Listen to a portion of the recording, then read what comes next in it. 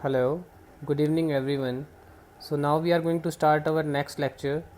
In last lecture we discussed about basic structure of a Python program, simple input and output, variables, assigning values to the variables, and then we discussed about dynamic typing in Python. Now we are going to start our next and one of the important topic, that is core data types or basic data types available in Python. So very first, what we mean by data type. Data type specifies type of value an object may contain. Means object is an entity which have some state, behavior and identity which can be differentiated from others. In Python everything is an object.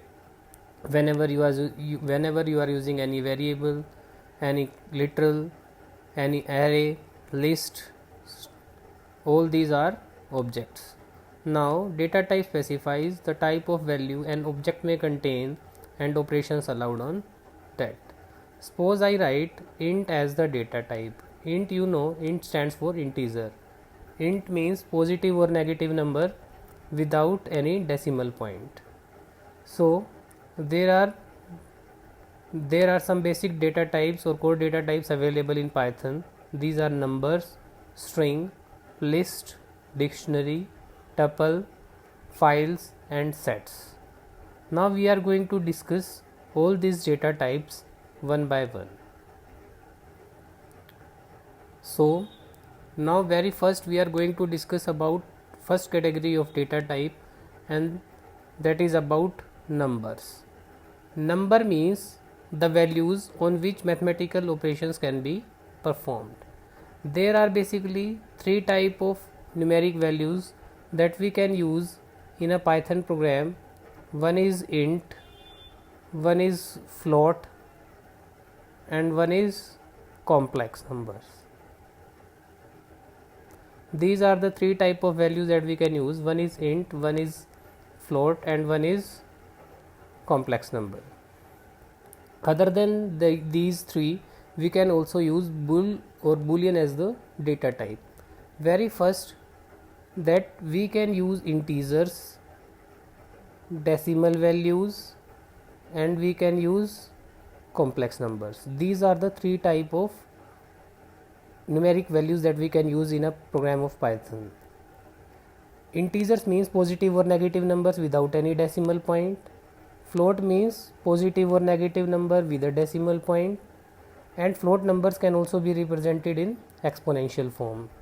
And third category is complex numbers.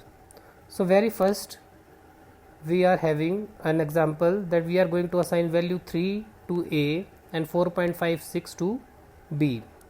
Now 3 is a value of type integer. It means there is a label in memory, its name is A and it is pointing to the location where value 3 is saved, isn't it?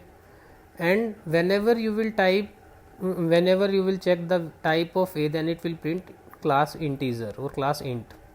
And when we will check the class of B with the help of type function available in Python, then it will returns us float. Python also support complex arithmetic operators.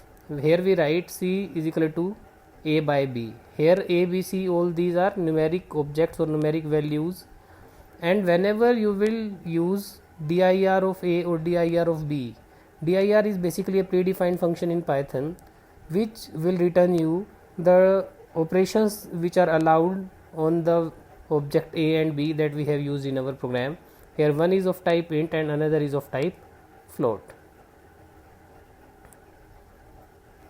Now we have an example of complex number or complex data type. Here we write z is equal to 5 plus 8j. 5 is the real part of the complex number, 8 is the imaginary part of complex number. Instead of I, we use j symbol to represent iota or imaginary part in a program of Python, because I is basically used to represent current in physics.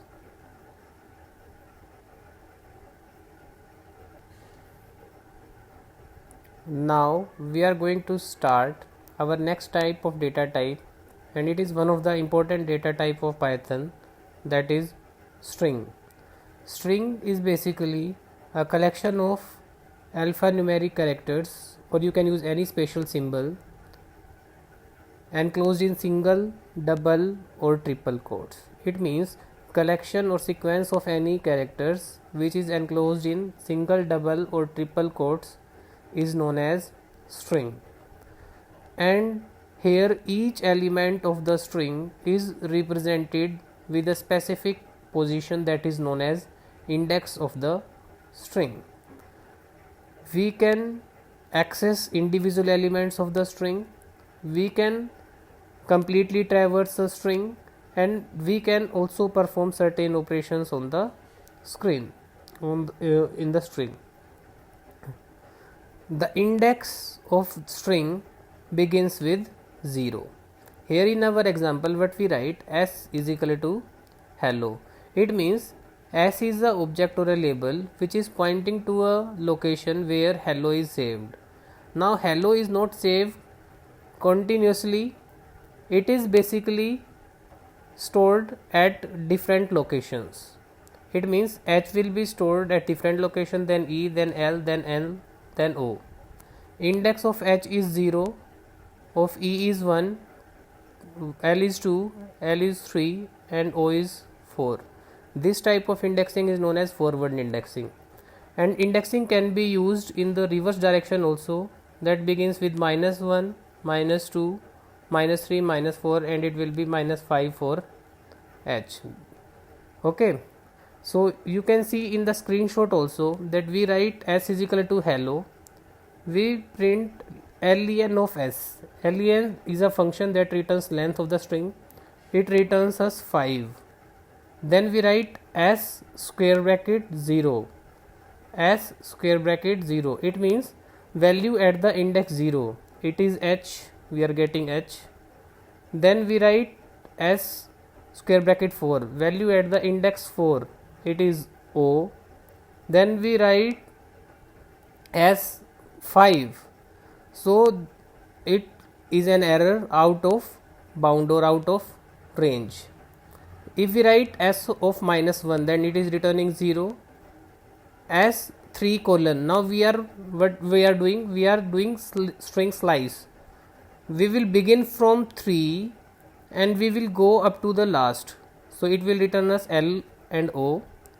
2 colon 5, it means value at the index 2, 3 and 4, it is l, l and o. I don't think so you have any doubt now. Now we are going to discuss two most important operators that we can apply on string. One is plus and one is star.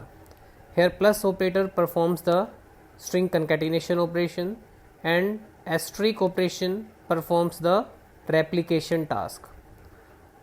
Concatenation means appending a string after another, and asterisk replication means repeating a string a number or predefined number of times. Here we write s plus world. In our last example we write s is equal to hello. S plus world means hello world, we are getting string concatenation. Then we write s plus world. Now there is space in the string world, so we will get a space between o and w of both the strings, isn't it? Now we write s multiply 4. S is a string and 4 is a numeric integral value. It means we are going to replicate or repeat s 4 times. So what is written in s? World. So sorry, what is written in s? In s we have written hello, so hello will be printed 4 times to you. Then we write s concatenation operator world multiply 4. What will happen? Replication operator will perform its task first, it means world will be 4 times. Then we will append 4 times world after hello. We will first get hello, then 4 times world will be printed to you. Then what we write? We write s plus world in parentheses, then we are going to multiply it by 4. Then it means what will happen, firstly the concatenation operation will be performed as per the BODMAS rule, means we will get the concatenated string as hello world, then it will be replicated 4 times. Now we are getting hello world, hello world, hello world, hello world 4 times. I think you got the concept. Now we are going to start our next type of data type, that is about list. List is basically a collection of values of different types enclosed in square brackets. It means it is a collection of elements of different type, or you can also use the elements of the same type in a list enclosed in square brackets. These elements also have index like string, it is 0, 1, 2, and in backward direction -1, -2 and -3. Okay. Now list is a collection of values that can be of individual type or different type.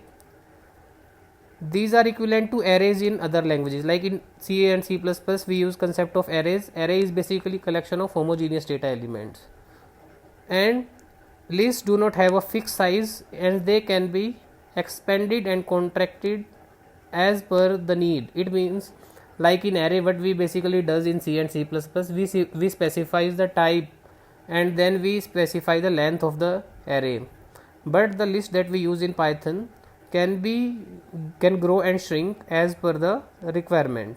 Lists also have index like strings, and it can be in the forward direction or we can also use in the backward direction. Okay. Now we will have some example on list also. Now in our example you can see that we are having a list. The name of the list is L.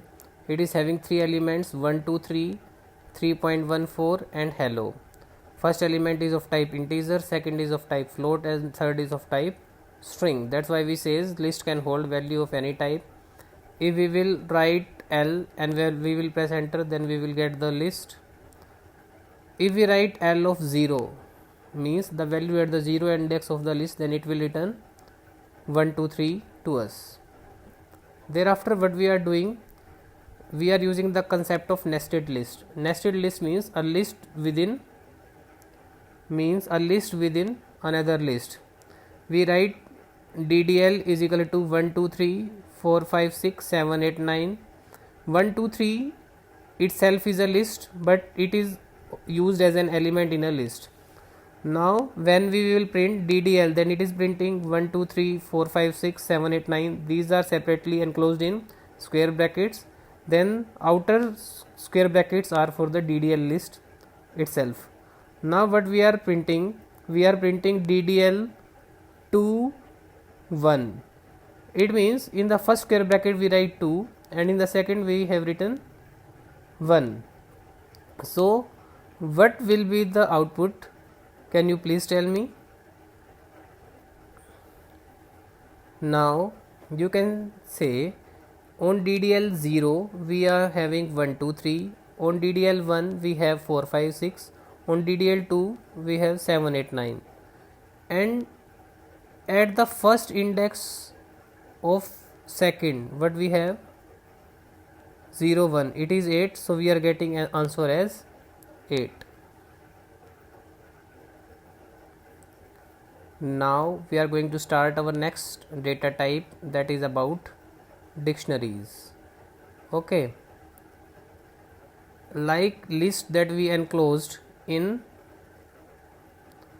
square brackets, dictionary is basically enclosed in curly braces, and dictionaries are basically key value pairs which are separated by colon sign.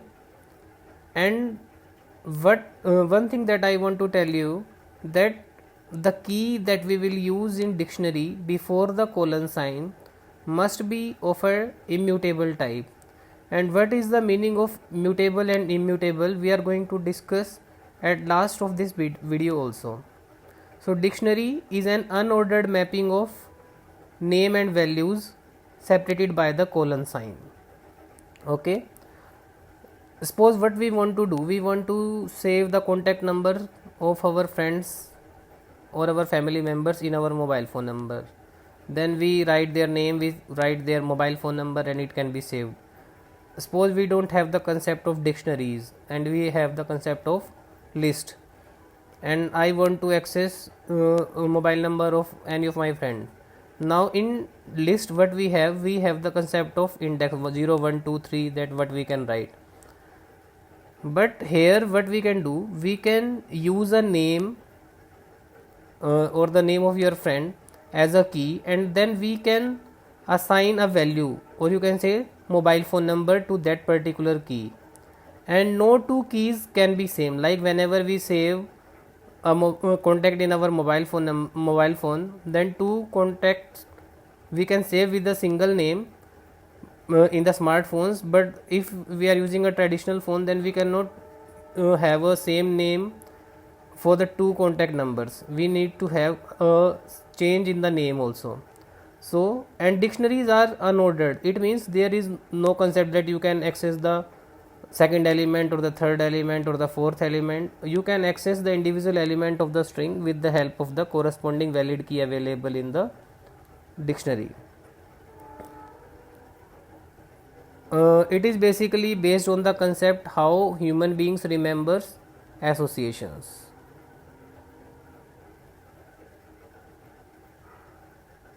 Now what you can see in our example, that there is a dictionary, the name of the dictionary is D. We are having certain keys, name colon apple, color colon red, taste colon sweet, and number colon 5. It means name is the key and apple is the value that is assigned to this key. The value of color is red, the value of taste is sweet, the value of number is 5. When we will write D of name, then it will print apple. If we will write D, then it will show us a complete list of keys and their corresponding values in curly braces. Fine.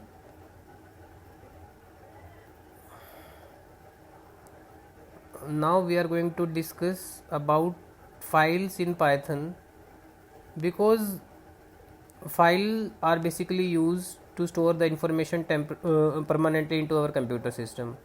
Till now we make the basic programs where we provide certain input, we get output on our standard output device like monitor, and there is no concept of storing the past history of output. If we are going to make any project where we want to remember the last output or we want to store the data permanently, then we need to use the concept of files.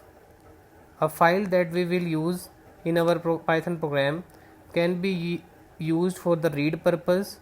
It means we can access the elements of the file in our program. We can write the contents into a file, or we can append the contents. The difference between write and append is that if there is a file exists in the memory already and we are performing the write operation, then the contents which are available previously will be deleted and new contents will be added to the file. But if we are using or opening a file in the append mode, then the previously saved content will remain in the file, and new content will be added at the last of the contents that are previously available. Here what we are doing, we are going to open a file whose name is test. It is basically a test file in write mode. Second argument of the open function is the mode in which you want to open the file, and the first part is name of the file in which you want to perform the operation. .txt means it is a text file where the information is saved in the form of ASCII characters or in the form of Unicode. Then what we are doing, we are using f.write hello. Hello is written or transferred to the file, and then world is transferred to the file. Means hello and world are now content in a file, and the name of the file is test. If the file with test name is not previously available, then a file will be created with this name and contents will be added to that file. If the file is already available, then its contents which are available previously will be discarded and hello world will be saved in that file. Then we are closing the file, means the link is terminated. Then we are opening a file, and then what we have written test is equal to f.read. Read is basically a function in Python to read the content from a file to our program, and if no argument is specified in the read function, then it will read all the contents available in the file. Then it is what it is doing, it is printing hello world. \n is for new line. If we print text with the help of the print function available in Python, then it will also print hello world ! And no \n symbol is available here. So I don't think you have any doubt. Files are basically used to store the information permanently into the computer system. There are three modes in which we can open a file. We can read the contents of a file, we can write the contents, or we can append the contents. If we use a instead of w here, then what will happen? If the file exists with the same name and some contents are available, then hello world will be written at the last of the previously written or available content in the file. F is equal to open means, suppose you are having your program and one is your file, then R is the intermediate through which this operation is being performed, means you are getting the contents in the program with the help of the F object, and this object is also known as file handle in Python. If you have any doubt, and remaining about the files we will discuss in the chapter number 5, that is based on file handling. Now before starting about tuples and sets, let us discuss about what we mean by mutable and immutable data types. Mutable means modifiable, means their value can be changed in place. Immutable means the value cannot be changed in place. Because if we write x is equal to 10, then what is the meaning? X is a label that is pointing to a memory location where 10 is saved. Fine. And if instead of 10 we write x is equal to 15, then what will happen? The link with 10 will be terminated and x will now point to a memory location where 15 is saved. The value of x is not changing. What is happening? The x is pointing to a new location where the value is saved, and 15 is the value of type int. So it is an x is a object or a variable of type integer, and integer is basically a immutable data type in Python. Only two data types are mutable. One is list and one is dictionaries. And set is basically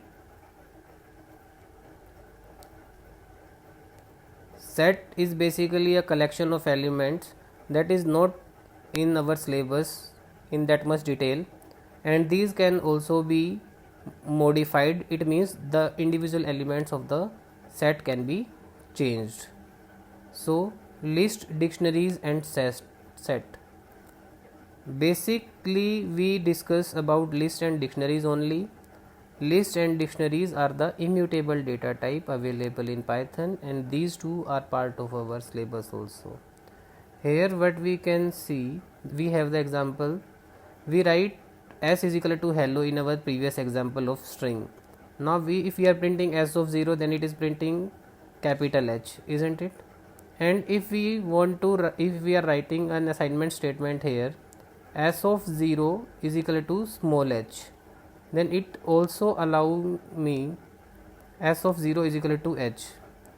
Then it is showing me an error that str string does not support item assignment, that you cannot modify the individual element of the string. Now if I write L1, then it is printing the first element of the list that we have created, and if we are writing L1 is equal to 3.145, then it is supporting that. It means you can change individual element of the list, but you cannot change individual element of a string, because list is a mutable data type in Python and string is the immutable data type available in Python.